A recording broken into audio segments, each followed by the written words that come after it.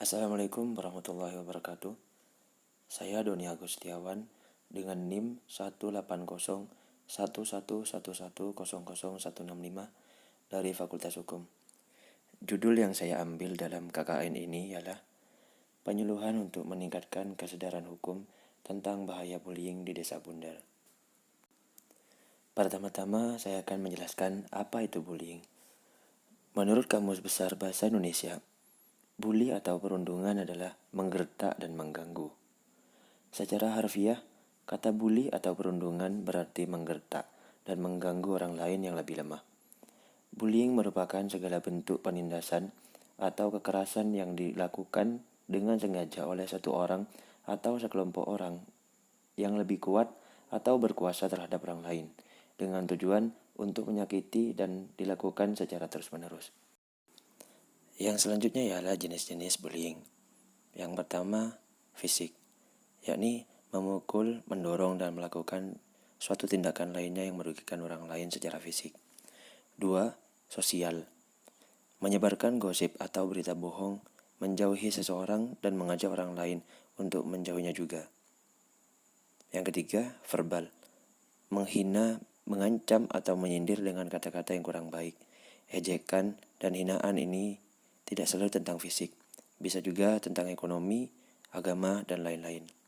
Yang terakhir ialah cyber, menyebarkan berita bohong tentang seseorang atau memposting tanpa izin foto orang lain yang memalukan di media sosial. Dan juga mengirimkan pesan yang kurang baik atau ancaman melalui platform chatting, menulis kata-kata menyakitkan di kolom komentar salah satu sosial media. Nah, dalam hal ini tentunya tidak akan terjadi bullying jika tidak ada alasan. Beberapa alasan melakukan bullying ialah: yang pertama, keinginan untuk menjadi dominan. Yang kedua, kehidupan yang tidak nyaman di rumah.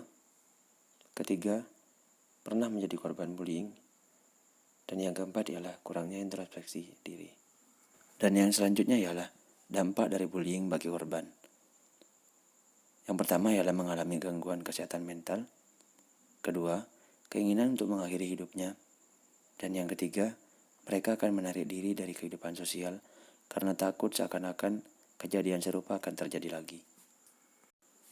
Dampak dari bullying tidak hanya berlaku bagi korban, melainkan juga bagi pelaku. Yang pertama, dampak dari bullying bagi pelaku ialah kegagalan dalam mengembangkan kemampuan sosial seperti empati, negosiasi, dan balas budi. Kedua, kehilangan emosi sehingga pelaku cenderung menggunakan kekerasan untuk mendapatkan keinginannya. Dan yang ketiga ialah kerugian secara akademik akibat perilaku agresif yang memicu ketidakdisiplinan dan ketidakfokusan pada tanggung jawabnya. Pada penyuluhan ini juga terdapat tips untuk mengatasi dan menghindari bullying. Yang pertama, percaya diri. Kedua, berani melawan. 3. Laporkan pada pihak yang berwajib. 4. Laporkan pada orang tua. Dan yang kelima ialah berbagi pengalaman bersama temanmu yang juga mengalami bully. Tidak lupa juga terdapat jeratan hukum bagi pelaku bullying. Bullying secara umum dapat dijerat hukum dengan pasal 80 ayat 1 junto pasal 76C Undang-Undang Nomor 35 Tahun 2014 tentang perubahan Undang-Undang Nomor 23 Tahun 2002 tentang perlindungan anak.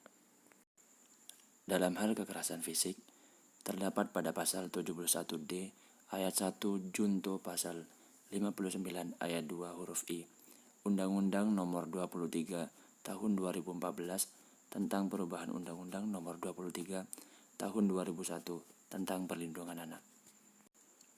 Sedangkan untuk cyberbullying terdapat pada pasal 27 ayat 3 Undang-Undang Nomor 11 Tahun 2008 tentang informasi dan transaksi elektronik tentang penghinaan.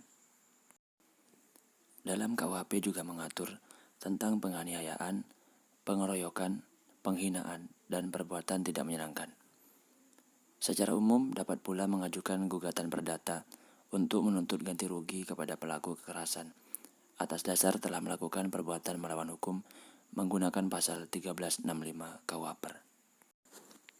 Dalam hal jeratan hukum yang telah disebutkan tadi, terdapat batasan usia pertanggungjawaban. Penetapan batasan usia pertanggungjawaban pidana yang terdapat dalam 3 peraturan yang berlaku di Indonesia berbeda-beda. KUHP menetapkan batas minimal seorang anak dapat dimintai pertanggungjawaban adalah 16 tahun. Undang-Undang Nomor 3 Tahun 1997 tentang Pengadilan Anak menetapkan usia antara 8 sampai 18 tahun. Sedangkan dalam Undang-Undang Nomor 11 Tahun 2012 tentang Sistem Peradilan Pidana Anak menetapkan batas usia yang dapat diminta pertanggungjawaban pidana adalah usia antara 12 sampai 18 tahun.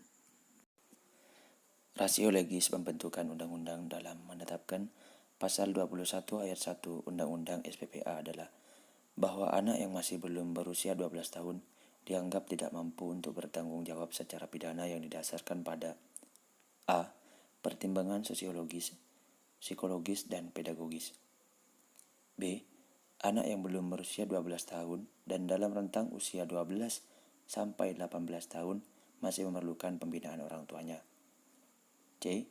Usia yang cukup untuk anak dapat mengerti terhadap konsekuensi tindak pidana yang dilakukan. Dan yang D adalah rentang usia 12 sampai 18 tahun belum memiliki kedewasaan emosional, mental, dan intelektual. Nah, itulah batasan usia pertanggungjawaban pidana bagi siapapun yang melakukan bullying. Program kerja ini memberikan penyuluhan tentang bahaya bullying kepada masyarakat Desa Bundar. Program ini pada awalnya akan dilaksanakan di balai desa, tetapi berubah ke pemukiman warga dengan cara penyuluhan dari rumah ke rumah. Dan dalam hal ini juga dilaksanakan penyuluhan di SDN Bundar 1. Kegiatan ini bertujuan untuk mengedukasi masyarakat akan bahaya bullying. Manfaat yang diperoleh dari penyuluhan ini ialah masyarakat mendapatkan pengetahuan tentang bagaimana bahaya bullying, sehingga dalam hal ini dapat mendorong pendidikan karakter, memanusiakan manusia agar tidak ada lagi bullying. Program kerja ini juga didukung dengan adanya penyebaran poster atau banner tentang bahaya bullying. Sekian, terima kasih. Wassalamualaikum warahmatullahi wabarakatuh.